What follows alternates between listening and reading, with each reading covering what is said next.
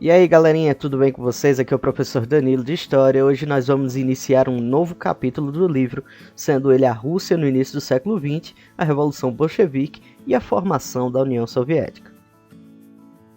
Galerinha, a Revolução Russa ocorreu lá entre os anos de 1917 e 1928 e foi constituída de uma série de eventos e revoluções internas responsáveis por derrubar o czarismo que comandava o Império Russo até então e criar uma das maiores potências políticas e econômicas dentro do século XX, que foi a União Soviética, o primeiro país socialista do mundo de fato. Essa revolução não é importante simplesmente para a história da Rússia, já que teve impactos políticos em todo um contexto internacional, beleza? Bora lá!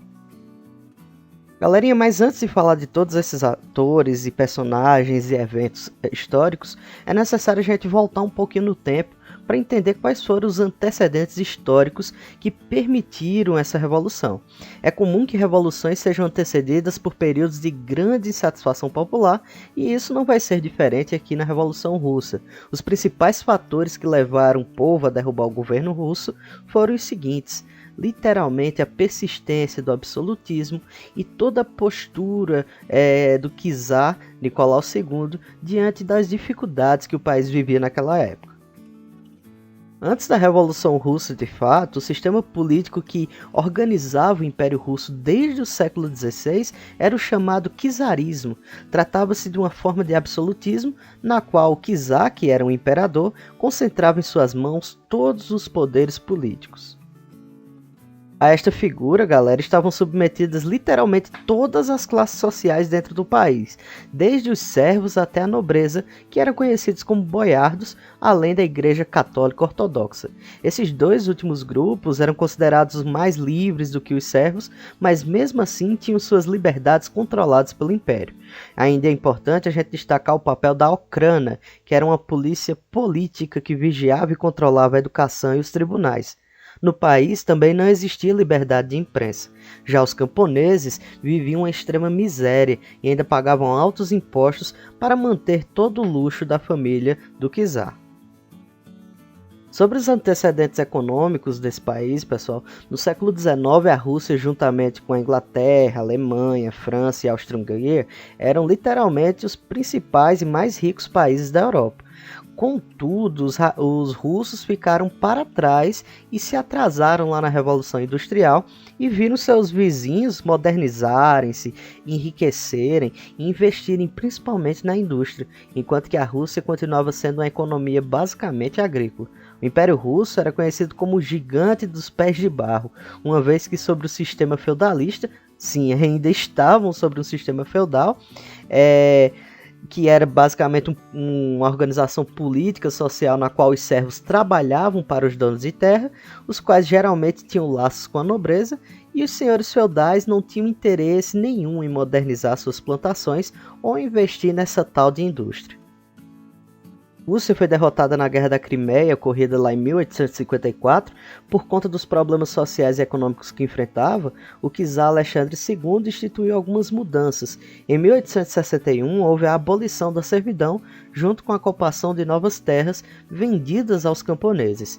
Isso permitiu, assim, superficialmente, o país aumentar sua produção e tornar-se um exportador de grãos.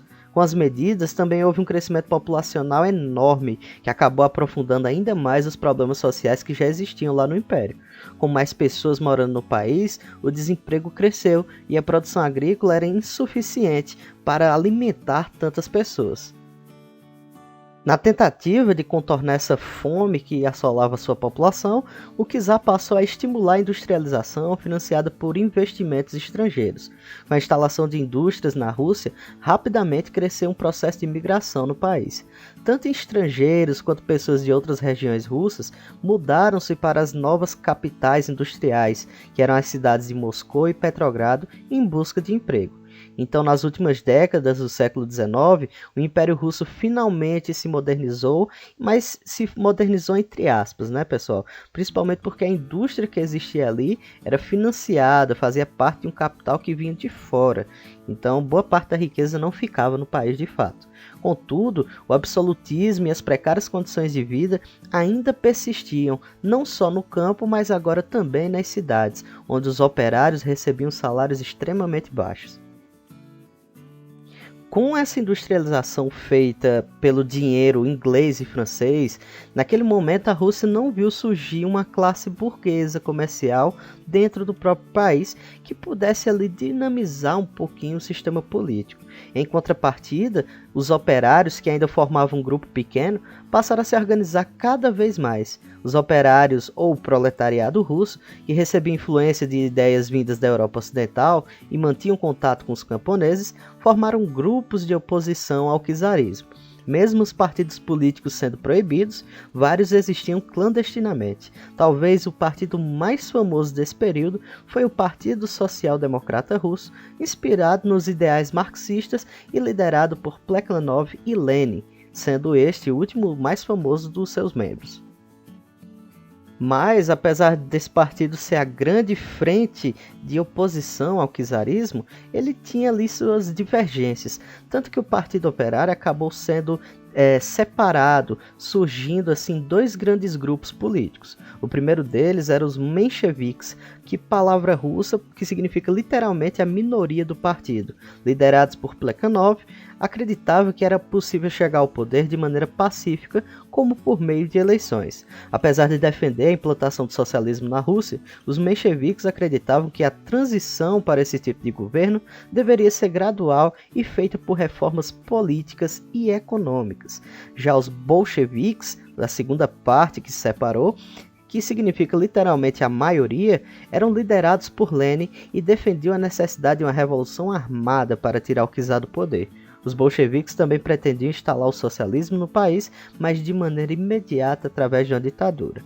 Eu espero que vocês tenham pegado aí as grandes divergências entre esses dois grupos, porque a partir de agora eles vão ser fundamentais para o entendimento da revolução.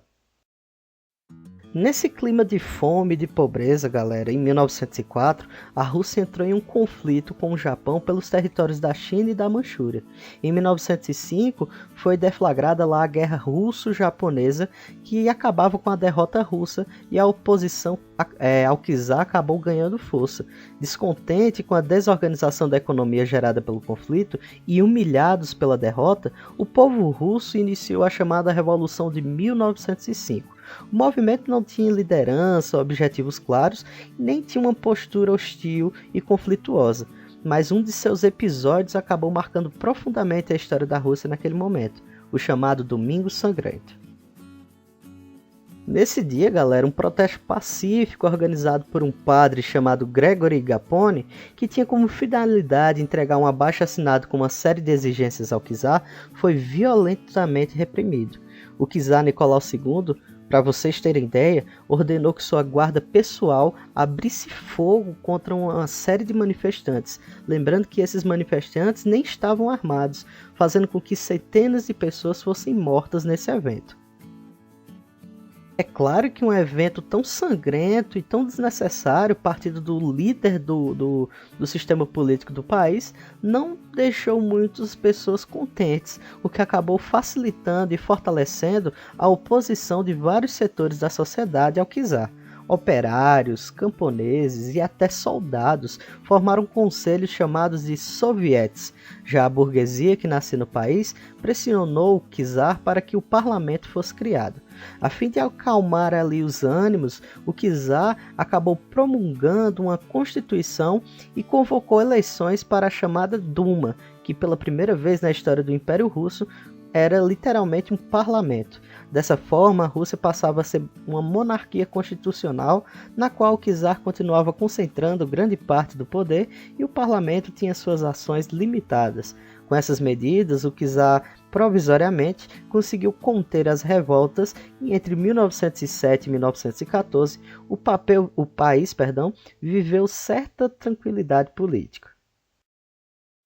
Voltando a alguns capítulos do livro Nós temos que voltar lá para o ano de 1914, lá para o assassinato de Francisco Ferdinando, o grande descendente da Áustria-Hungria, que acabou sendo o episódio que deflagrou a Primeira Guerra. O czar Nicolau II partiu em defesa dos seus aliados sérvios e logo lutava com a Tríplice Entente na Primeira Guerra Mundial. O problema é que a participação da Rússia nesse conflito foi literalmente um desastre. Coloca aí na balança, um país agrário, sem nenhum tipo de tecnologia, não tinha armamentos modernos para participar desse conflito. E soma isso o fato que nessa guerra foi literalmente o evento que mais matou pessoas ao longo da história. Então, na prática, os gastos com o conflito aprofundaram a nobreza do país e prejudicaram a Rússia nos campos de batalha, pois até mesmo com a falta de munição as forças russas sofriam. Do outro lado, lá dentro do país, as populações pediam para que o país se retirasse do conflito, principalmente porque através do esforço de guerra, muitas vezes se tirava comida da mesa da população e levava para as frentes de batalha, o que fez com que a fome e a pobreza que já existia no país se aprofundasse mais ainda. Então essa crise socioeconômica e a insatisfação do povo foi o estopim para uma série de acontecimentos que mais tarde seriam chamados de Revolução Russa. O primeiro desses eventos ocorreu lá em fevereiro de 1917. Foi uma marcha pelo Dia das Mulheres que acabou transformando-se em um protesto geral, na qual o povo invadiu o palácio e forçou o czar Nicolau II a renunciar. Assim começava a chamada Revolução Russa. Esse primeiro episódio em específico ficou conhecido como Revolução de Fevereiro, ou Revolução Menchevique, ou também Revolução Branca, o que levou os mencheviques para a liderança do poder político dentro do país. Após esse acontecimento, o governo de caráter liberal foi instalado na Rússia, a República de Duma. Na liderança do governo estava o príncipe Lvov, que é esse que aparece na imagem, que manteve a Rússia na Primeira Guerra, mesmo sofrendo sucessivas derrotas. Seu fracasso levou à substituição de Lvov por um socialista moderado, mesmo assim menchevique, chamado Alexander Kerensky, que também não retirou a Rússia da guerra. Na prática, o governo de Kerensky adotou algumas medidas que agradaram apenas a burguesia, como a anistia para presos políticos, jornada de trabalho reduzida e liberdade de imprensa. Entretanto, os mencheviques não atenderam às reivindicações da grande parcela da população russa, os camponeses e os operários. Diante do desastre que era a participação da Rússia na Primeira Guerra Mundial e todo esse contexto de miséria que ocorria lá nos bastidores do país, fez com que a oposição bolchevique se fortalecesse. Aqui se destaca a figura de Leon Trotsky, que liderava o Soviet de Petrogrado e organizou a chamada Guarda Vermelha, que era composta por operários bolcheviques. Lenin, que estava exilado na Finlândia, teve a oportunidade de voltar para o país clandestinamente e também passou a organizar esses sovietes. Para Lenin, os operários deveriam tomar o poder por meio de uma revolução. Falando lemas como pão, paz e terra, todo o poder aos sovietes e garantindo promessas de reforma agrária, os bolcheviques recrutavam cada vez mais operários e camponeses para a sua causa. Após meses de organização, os bolcheviques, apoiados pela grande maioria do povo russo, acabou derrubando a República da Duma e instalaram o chamado Conselho dos Comissários do Povo, presidido por Lenin. Começava assim a nova fase da Revolução Russa, a chamada Revolução de Outubro, ou Revolução Bolchevique, ou ainda mais Revolução Vermelha, iniciando uma série de mudanças no sistema econômico russo. Terras da igreja, nobreza e burguesia literalmente foram desapropriadas e concedidas aos camponeses. As indústrias passaram a ser controladas pelos operários e os bancos foram estatizados. Essas ações eram guiadas pela ideia marxista que sem propriedade também não existiria exploradores e nem explorados. Os bolcheviques, liderando finalmente a Rússia, fizeram com que no mês de março de 1918 o país finalmente assinasse um tratado de paz, fazendo com que ele se retirasse do conflito. Mas, em contrapartida, acabou permitindo que territórios como a Polônia, a Ucrânia e a Finlândia fossem anexados pela Alemanha no chamado Tratado de Brest-Litovsk. Além disso, os bolcheviques também instituíram o unipartidarismo no país, ou seja, apenas o Partido Comunista Russo era oficial e todos os outros acabaram entrando na clandestinidade. Ao proibir demais partidos políticos e passar a perseguir qualquer outro tipo de oposição, esse governo acabou se mostrando crescentemente autoritário e afastava-se dos ideais de igualdade e liberdade que pregava lá no início. Mas galerinha, é claro que os mencheviques não ficaram satisfeitos em perder o comando da Rússia, em perder seus territórios, em perder seu capital investido ou guardado nos bancos, e esses mesmos mencheviques passaram a se aliar aos aristocratas que pertenciam à antiga família real do czar. Assim, apoiados pelo Reino Unido, pela França, pelo Japão e pelos Estados Unidos, países que tinham investido muito dinheiro na Rússia e que acabaram perdendo com as transformações promovidas pelos bolcheviques, os mencheviques organizaram uma reação militar. O Exército Branco foi formado e então entrou em conflito direto com o Exército Vermelho, que era o exército dos bolcheviques, lá no ano de 1918, fazendo com que a Rússia mergulhasse literalmente em uma guerra civil. Como não recebiam nenhum dinheiro investido pelos países estrangeiros, os bolcheviques implantaram uma política econômica chamada de comunismo de guerra para conseguirem combater esse exército branco. Assim, o governo passou a confiscar toda a produção russa e destiná-la à guerra e perseguiu literalmente a oposição por todo o país, considerada antirrevolucionária.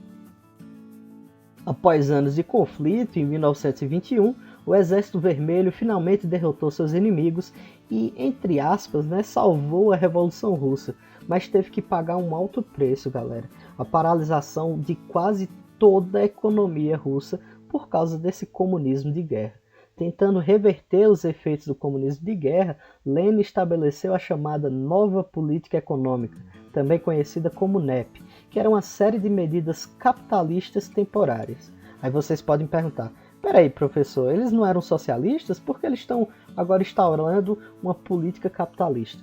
Segundo as palavras de Lenin, era necessário dar um passo para trás para garantir os 2 passos para frente, ou seja, era necessário implantar algumas medidas capitalistas para que a economia da Rússia pudesse se organizar e garantir a continuação da Revolução Russa. Mesmo conferindo algumas liberdades econômicas ao povo, como a permissão para a criação de empresas privadas de pequeno e médio porte ou comércio em pequena escala, o Estado mantinha-se extremamente presente. A NEP deu resultados, alimentando o crescimento industrial e agrícola no país, mas também aprofundou ainda mais a desigualdade e garantiu o controle político por parte do Partido Comunista. E por incrível que pareça, pessoal, depois de tantos eventos que nós falamos aqui, tantas revoluções, em outra região da Rússia ocorria também outra revolução. Então, ao mesmo tempo que a Revolução Russa ocorria, lá na Ucrânia ocorria uma revolta política contra o Império Russo. Em 1918, iniciou-se a chamada Revolução Ucraniana, que buscava instalar um sistema anarquista no país. O Partido Comunista Russo, temendo que essa revolução pudesse adentrar o território do Império Russo, acabou anexando a Ucrânia lá no ano de 1921. Com isso, nascia a chamada União das Repúblicas Socialistas Soviéticas, ou apenas URSS. A Revolução Russa só foi acabar de fato, galera, em 1928, quando Stalin chegou ao poder e passou a ampliar a União Soviética, anexando ainda mais territórios. Esse regime ficou conhecido como stalinismo, mas isso fica para outro capítulo. Então é isso, pessoal. Espero que tenham gostado da videoaula de hoje. Qualquer dúvida, sugestão que vocês tenham, deixa aí nos comentários, tá certo? E para casa, eu quero que vocês façam as atividades lá nas páginas 157 a 160, beleza? Desejo a todos uma ótima semana, um grande abraço e até mais.